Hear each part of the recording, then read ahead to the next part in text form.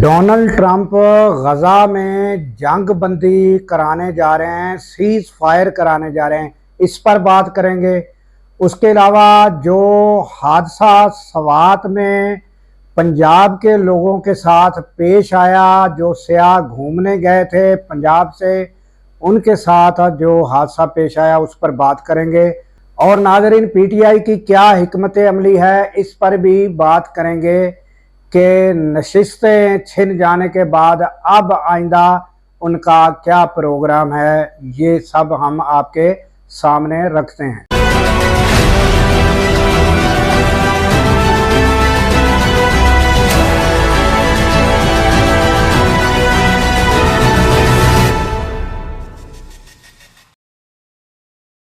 السلام علیکم، میں ہوں عبدالغفار۔ ناظرین، سب سے بڑی خبر اگر پاکستان میں دیکھی جائے تو وہ یہ حادثہ ہے جو پنجاب کے لوگ سوات کے ایریے میں گھومنے گئے اور وہ ایک سیلابی ریلے کی نظر ہو گیا۔ اور اس واقعے کے بارے میں ناظرین بتایا جاتا ہے کہ یہ چند فیملیاں اکٹھی جو ہے گھومنے کے لیے گئیں، اور کچھ افراد جو ہیں وہ آگے جو آپ کو جو ویڈیو نظر آ رہی ہے اس میں آپ دیکھ سکتے ہیں کہ وہ آگے سیلفیاں بنانے، تصاویر لینے کے لیے وہ آگے چلے گئے، اور ان کو یہاں تک بھی معلوم نہ ہو سکا کہ پانی جو ہے وہ بڑھ رہا ہے، اور پھر وہ پانی بڑھتے ہوئے دیکھتے رہے، اور پھر ان سے وہ پانی اتنا زور ہو گیا کہ ان کا حوصلہ نہ ہوا کہ وہ واپس کنارے پر پہنچ جائیں۔ تو آپ یہ دیکھ سکتے ہیں ناظرین کہ کنارہ بھی نزدیک ہے، وہ لوگ دوسرے جو ہیں وہ آپ کو ویڈیو میں نظر آ رہے ہیں۔ تو یہ حادثہ، اور اس پر پھر مختلف جو اینکرز ہیں انہوں نے خیبر پختونخوا حکومت کو جو ہے ان پر بہت تنقید کی ہے، اور کی بھی جانی چاہیے۔ اور یہ اب میں اس کے بارے میں بہت کچھ کہا جا چکا ہے اور لوگ سن چکے ہیں۔ میں صرف اتنا کہوں گا کہ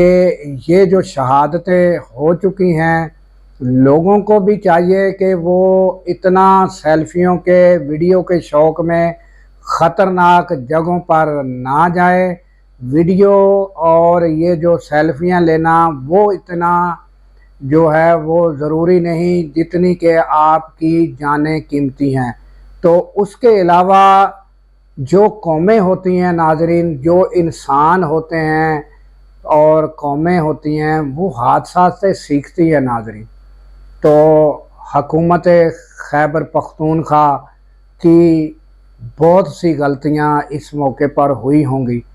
مگر اب وہ لوگ چلے گئے، واپس آئیں گے نہیں۔ تنقید بہت اینکروں نے کی جا چکی ہے اور کی بھی جانی چاہیے تھی، مگر اب حکومت خیبر پختونخوا سے یہ ریکویسٹ ہے کہ اس حادثے کے بعد ہی سیکھ جائیں، اور جو سیاحتی مقام ہیں وہاں احتیاطی تدابیر اور موقع پر جو ہے جسے فرسٹ ایڈ، جس طرح مریض کو فرسٹ ایڈ دی جاتی ہے، اس طرح جو ہے موقع پر کچھ سامان ایسا ضرور ہونا چاہیے جو فوری امداد کی جا سکے، اور اس کے بعد جو ہے وہ صوبے کے لیول پر جو ہے وہ ایئر ایمبولینس یا اس طرح کا کوئی بندوبست ہونا چاہیے کہ وہ بڑی امداد کے لیے اگر ضرورت پڑے تو وہ بھی فی الفور ہونی چاہیے۔ تو یہ ایک بڑا حادثہ ہے، اس کے بعد ہی جو ہے خیبر پختونخوا حکومت کو ہوش آنا چاہیے اور اس طرح کے اقدامات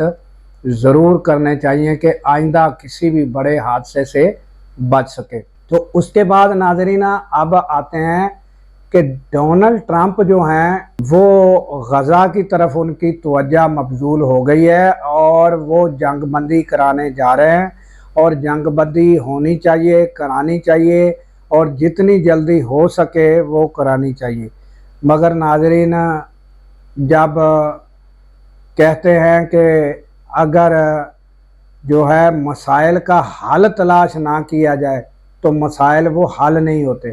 تو یہ فلسطین کا جو مسئلہ ہے وہ جب تک وہ مسئلہ حل نہیں ہوگا تو یہ جنگ بندی عارضی تو ہو سکتی ہے مگر یہ اس کا مستقل حل نہیں ہے۔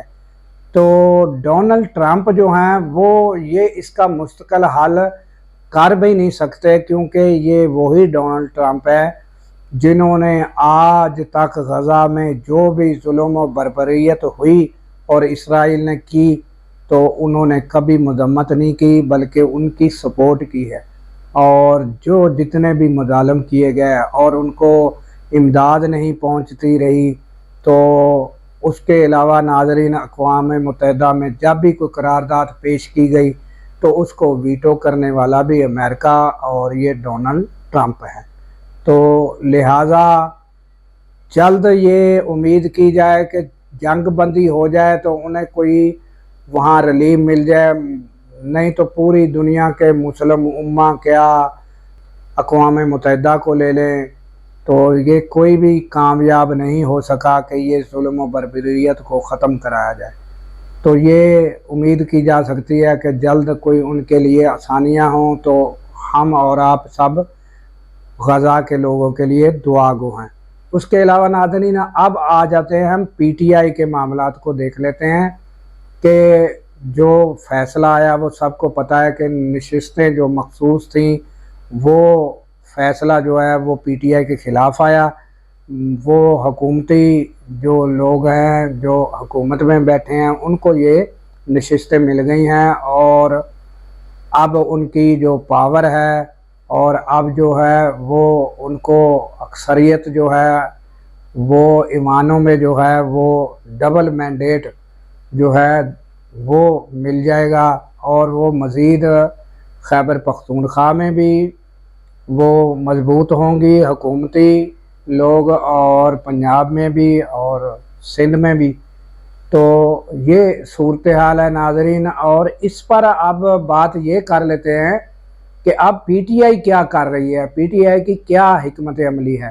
تو انہوں نے مختلف اس کے بعد اسپیچز کی ہیں، وہ آپ نے سنی ہوں گی، مگر ابھی جب تک عمران خان کے ساتھ ان کی کوئی ملاقات نہیں ہو تو اس کے